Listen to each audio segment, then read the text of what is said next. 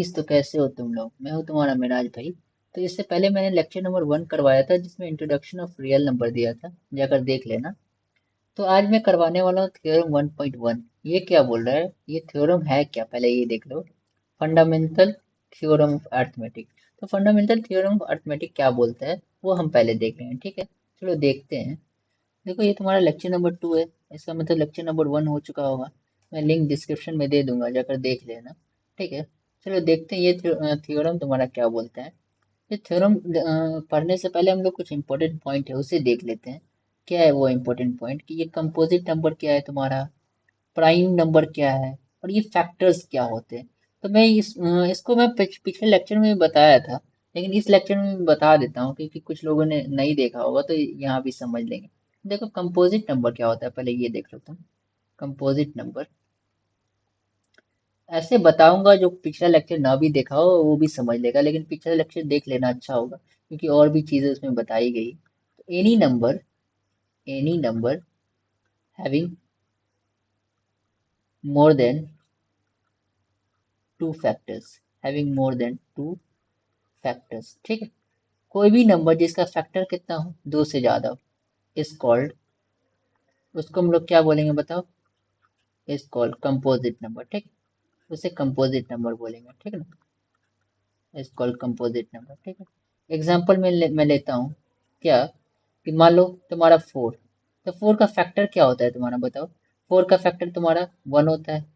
4 का फैक्टर तुम्हारा क्या होता है, 2 होता है। और 4 का फैक्टर खुद 4 होता है। देखो, इसका 3 फैक्टर है, तो तुम्हारा फैक्टर कितना होना चाहिए, 2 से ज्यादा होना चाहिए। तो क्या इस 4 के पास 2 से ज्यादा फैक्टर है? हाँ मिराज भाई है। तो इसे हम लोग क्या बोल सकते हैं, कंपोजिट नंबर बोल सकते हैं। बोल सकते हैं कि नहीं बोल सकते? हाँ बोल सकते हैं। फिर दूसरा एग्जाम्पल मैं लेता हूँ। कई एग्जाम्पल लूंगा तो मैं अच्छे से समझ में आ जाएगा। देखो, और भी एग्जाम्पल है।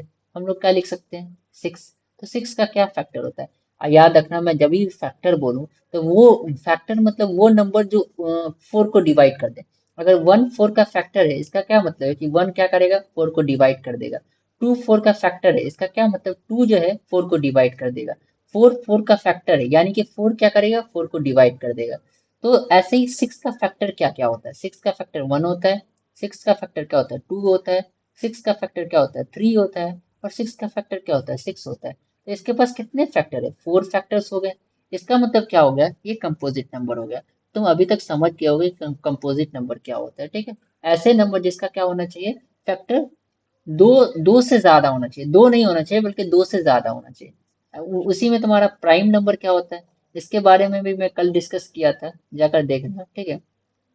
तो प्राइम नंबर, एनी नंबर, कोई सा भी number which is divisible, which is divisible, divisible by किससे, 2 से, 1 से होना चाहिए, एंड इट्ससेल्फ लास्ट में क्या होना चाहिए, ओनली, ठीक है। या तो 1 से डिविजिबल हो या खुद से डिविजिबल हो, समझ में आया। जैसे हम लोग क्या ले लेते हैं, 2। 2 किससे डिविजिबल है, 1 से डिविजिबल है, 2 से डिविजिबल। और 2 का तुम कोई भी सोच लो, 2 का कोई भी फैक्टर नहीं हो सकता 2 इसके अलावा। तुम्हारा 3 ले लो, 3 का क्या हो सकता है, 1 हो सकता है, 3 हो सकता है। वैसे ही हम लोग 5 ले लें, तो 5 का क्या हो सकता है मेरा भाई, 1 हो सकता है और 5 हो सकता है, ठीक है। तो ऐसे नंबर को हम लोग क्या बोलते हैं, प्राइम नंबर बोलते हैं, ठीक है। तो ये समझ में आ गया होगा। तो फिर हम लोग क्या करते हैं, इस थ्योरम पे चलते हैं। ये थ्योरम तुम्हारा क्या बोल रहा है। चलो, तो देखो ये थ्योरम तुम्हारा 1.1 क्या बोल रहा है। इस 1.1 थ्योरम का नाम क्या है तुम्हारा, फंडामेंटल थ्योरम ऑफ अरिथमेटिक, ठीक है। तो ये क्या बोल रहा है तुम्हारा, every composite number can be expressed as the product of prime numbers, and this factorization is unique apart from the order in which the prime factors occur. समझ में आया? समझ में नहीं आया होगा तो मैं बता देता हूँ। कोई भी कंपोजिट नंबर ले लो, कोई भी composite number, any composite number can be express, उसको एक्सप्रेस किया जा सकता है कैसे, as a product of prime numbers, ठीक है। अब वो प्राइम नंबर जो होगा, वो जो फैक्टराइजेशन होगा, वो तुम्हारा क्या होगा, यूनिक होगा। इतनी लाइनें समझ में आ गई होगी। नहीं समझ में आई होगी तो मैं फिर से बताता हूँ। देखो, कोई भी कंपोजिट नंबर ले लिए 4, इसको अगर हम इसका फैक्टराइजेशन निकालें तो क्या होगा, इसका फैक्टराइजेशन 2 इंटू 2, देखो ये तुम्हारा क्या है, 2 × 2। तो किसी भी प्राइम फैक्टर को हम लोग कैसे लिख सकते हैं, उसके सॉरी किसी भी कंपोजिट नंबर को उसके उसके प्राइम फैक्टर से हम लोग लिख सकते हैं। तो इसको 4 को हम लोग लिख सकते हैं 2 × 2। 2 × 2 भी लिखेंगे तो क्या होगा, 4 ही होगा, या 4 लिखो तो वो भी 4 ही होगा। ठीक है। अब देखो 6। 6 क्या हो, 6 को हम लोग कैसे लिख सकते हैं बताओ, 2 × 3 लिख सकते हैं कि नहीं लिख सकते हैं। तो और ये देखो 6 को क्या लिख सकते हैं, प्राइम फॉर्म 6 का प्राइम फैक्टराइजेशन क्या हो जाएगा तुम्हारा 2 × 3। और तुम्हारा 8 को फिर कैसे लिख सकते हैं, 8 भी हमारा एक कंपोजिट नंबर है, तो इसे क्या लिख सकते हैं, 2 × 2 × 2 × 2। तो ये किसी भी कंपोजिट नंबर को हम लोग क्या कर सकते हैं, उसके प्राइम फैक्टर में हम लोग क्या कर सकते हैं, एक्सप्रेस कर सकते हैं। यहाँ तक तो लाइन समझ में आ गई। तुम्हारा every composite number can be express as the product of prime number. ठीक है। और दूसरी लाइन तुम्हारी क्या बोल रही थी, and this factorization is unique. तुम्हारी यूनिकनेस कहने की क्या मतलब, देखो 4 का प्राइम फैक्टराइजेशन 2 × 2 है, 6 का प्राइम फैक्टराइजेशन 2 × 3 है। क्या ये अब प्राइम फैक्टराइजेशन ये प्राइम फैक्टराइजेशन मैच कर रहा है, बिल्कुल नहीं मैच कर रहा है। मतलब 4 अपने आप में, 4 का जो प्राइम फैक्टराइजेशन है वो अपने आप में यूनिक है, 6 का प्राइम फैक्टराइजेशन है वो अपने आप में यूनिक है, 8 का प्राइम फैक्टराइजेशन है वो अपने आप में यूनिक है। बोले तो 8 का प्राइम फैक्टराइजेशन 6 के प्राइम फैक्टराइजेशन से मैच नहीं करेगा। वैसा ही हम अगर 10 का प्राइम फैक्टराइजेशन लिखे तो 10 को क्या लिख सकते हैं बताओ, 2 × 5। क्या ये 10 का प्राइम फैक्टराइजेशन 8 के प्राइम फैक्टराइजेशन से मैच कर रहा है, नहीं कर रहा। तो ये दूसरी लाइन जो तुम्हें बोल रही है कि then this factorization is unique, मतलब प्रत्येक जो प्राइम फैक्टराइजेशन किसी भी कंपोजिट नंबर का होगा वो क्या होगा, यूनिक होगा। तो ये सारे नंबर तुम्हारे क्या होते हैं, यूनिक होते हैं। अब तीसरी लाइन इसमें क्या बोल रही है, apart from the order in which the prime factor occur. Order क्या कहने का मतलब है, देखो ऑर्डर मेरे कहने का ये मतलब है कि 4 को, सॉरी 4 तो इसमें तुम्हें ऑर्डर पता ही नहीं चलेगा। 6 को हम लोग क्या लिख सकते हैं, 2 × 3 लिख सकते हैं, या 6 को हम लोग क्या लिख सकते हैं, 3 × 2 लिख सकते हैं। तो हम लोग ऑर्डर यहाँ मेंटेन, ऑर्डर का छोड़कर, मतलब ऑर्डर कैसे भी हो सकता है, या 2 × 3 लिखो या 3 × 2 लिखो, वो बातें यहाँ मैटर नहीं करती है। यहाँ क्या मैटर करती है कि वो जो प्राइम फैक्टराइजेशन है वो यूनिक होना चाहिए। मतलब 6 का जो प्राइम फैक्टराइजेशन है वो 4 से मैच नहीं करेगा और कभी नहीं करेगा, कोई सा भी नंबर ले लो। अब हम अगर 12 ले लें तो 12 को क्या लिख सकते हैं, 2 × 3। क्या 12 का प्राइम फैक्टराइजेशन 6 के प्राइम फैक्टराइजेशन से मैच कर रहा है, बिल्कुल नहीं कर रहा है। वैसे ही हम लोग अगर 15 ले रहे तो 15 को हम लोग क्या लिख सकते हैं, 3 × 5 लिख सकते हैं कि नहीं लिख सकते हैं। क्या 15 कंपोजिट नंबर है, हाँ है। और इसको कैसे एक्सप्रेस, किसी प्राइम फैक्टर के टर्म में एक्सप्रेस कर सकते हैं, हाँ बिल्कुल कर सकते हैं। और किसी 15 जैसा प्राइम फैक्टर किसी भी नंबर का होगा, नहीं होगा। तो फंडामेंटल थ्योरम ऑफ अर्थमेटिक जो है तुम्हारा क्या बोलता है कि प्रत्येक कंपोजिट नंबर का जो प्राइम फैक्टराइजेशन होता है वो यूनिक होता है। ठीक है। ये तुम्हारा एग्जांपल है, एग्जांपल नंबर 1। तुम्हारा एग्जांपल नंबर 1 क्या कह रहा है, consider the number 4 to the power n where n is a natural number, check whether the whether there is any value of n for which 4 to the power n ends with the digit 0।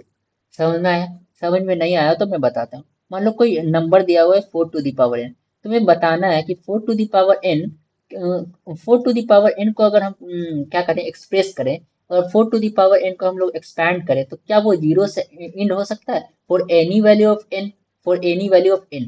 मान लो n की value हम लोग एक बार 0 लेकर देखते हैं, 1 लेकर देखेंगे, 2 लेकर देखेंगे, 3 लेकर देखेंगे, 4 लेकर देखेंगे, एंड सो ऑन, ऐसे लेकर देखेंगे। और हम सोचेंगे, हम लोग देखना चाहेंगे क्या वो नंबर जो है जीरो से एंड हो रहा है। जीरो से कैसे एंड होता है, जैसे 10 जीरो से एंड हो रहा है, 20 जीरो से एंड हो रहा है, 50 जीरो से एंड हो रहा है। क्या ऐसा नंबर कोई आ रहा है, नहीं, नहीं आएगा कि नहीं आएगा वो हम लोग देखेंगे। तो हम लोग एक बार एन की वैल्यू क्या लेकर देखो, 0 लेकर देखो, ऐसे नहीं, सीधे 0 लेकर देखो। तुम्हें यहाँ इससे लेते हैं। तो जब एन की वैल्यू 0 लोगे तो क्या होगा, तुम्हारा किसी भी नंबर का पावर 0 क्या होता है, 1 होता है। तो 1 आया। 4 का सॉरी एन का वैल्यू 1 लेकर देखो, जब 1 लेकर देखेंगे तो क्या हो जाएगा, 4 हो जाएगा। 4 की वैल्यू क्या लेकर देखो तुम, 2 सॉरी एन की वैल्यू 2 लेकर देखो तो क्या हो जाएगा तुम्हारा, 4 × 4। ये तुम्हारा कितना होता है बताओ, 16 होता है। वैसे ही हम लोग 4 की वैल्यू क्या लेकर देखेंगे, 3 लेकर देखेंगे, क्या हो जाएगा बताओ, 4 × 4 × 4 × 4। ये तुम्हारा क्या होता है, 4 × 4 = 16, 16 × 4 = 64, 64 होता है कि नहीं होता है। वैसे ही हम लोग 4 की वैल्यू सॉरी एन की वैल्यू क्या लेकर देखेंगे, 4 लेकर देखेंगे। तो इसको क्या लिख सकते हैं, 4 × 4 × 4 × 4 × 4। क्या हो जाएगा बताओ, 4 चौके 16, 16 एंड 4 into 4 क्या होता है 16, एंड 16 into 16 क्या होता है 256। क्या कोई भी नंबर जीरो से एंड हो रहा है? नहीं, तुम कोई भी वैल्यू लेकर देखोगे अप टू इंफिनिटी तो वो जीरो से एंड नहीं होगा। तो ऐसे तो हम लोग नहीं प्रूव करेंगे ना कि एग्जाम्पल लेकर देख लेंगे कि वो जीरो से एंड हो रहा है कि नहीं हो रहा है, ऐसे प्रूव नहीं करेंगे हम लोग। स्टेप वाइज लिखेंगे और किसका यूज करेंगे, थ्योरम, अर्थमेटिक थ्योरम ऑफ, जो पिछला वाला थ्योरम था, पिछला वाला थ्योरम कौन सा था, एक minute, fundamental theorem of arithmetic, उसका इस्तेमाल करेंगे, ठीक ना। तो चलो हम लोग इसे कैसे लिखते हैं, तो इससे पहले मैं कुछ और चीज बता देता हूँ, एक मिनट। देखो, इस थ्योरम को प्रूव करने से पहले मैं थोड़ा एक और चीज बता दूं। कोई भी नंबर, कोई भी एक्स नंबर है, अगर वो जीरो से एंड हो रहा है, मान लो 40, मान लो 20, मान लो 30, मान लो 10, तो इसका जो प्राइम फैक्टर होगा उसके अंदर एक 5 आएगा ही। देखो इसका प्राइम फैक्टर क्या हो सकता है बताओ, 8 × 40 होता है ना, 2 × 2 × 2 × 5, ठीक है। इसका प्राइम फैक्टर क्या होता है बताओ, 2 × 2 × 5, ठीक है। इसका प्राइम फैक्टर क्या होता है, 2 × 2 × सॉरी, टू, दो तिहाई 6, 6 × 5 = 30 ना, तो 2 × 3 × क्या हो जाएगा बताओ 5। इसका प्राइम फैक्टराइजेशन क्या होगा बताओ, 2 × 5। देखो कोई भी नंबर ले लो तुम, 100 ले लो, 1000 ले लो, कुछ भी ले लो, अगर उसका उस नंबर के एंड में जीरो आ रहा है, ठीक है, उस नंबर के एंड में जीरो आएगा, तो उसका प्राइम फैक्टराइजेशन में एक 5 होगा ही। किसी भी नंबर के एंड में अगर जीरो आ रहा है तो उसके प्राइम फैक्टराइजेशन में क्या होगा, एक 5 होगा ही, ठीक है। तो इसी कॉन्सेप्ट का यूज करेंगे कि कोई भी नंबर अगर जीरो से एंड हो रहा है तो उसका क्या होना चाहिए, उसके पास एक prime factorization 5 as a prime factorization होना ही चाहिए, ठीक है। तो हम लोग यही लिखेंगे, ठीक है। 4 to the power n ends with 0, ठीक है, for any value, for any value of n। अगर कोई 4 to the power किससे एंड होता है, जीरो से एंड होता है, for any value of n, तो क्या होना चाहिए, उसका prime factorization 5 as a prime factorization होना ही चाहिए। देन क्या होगा, देयर मस्ट बी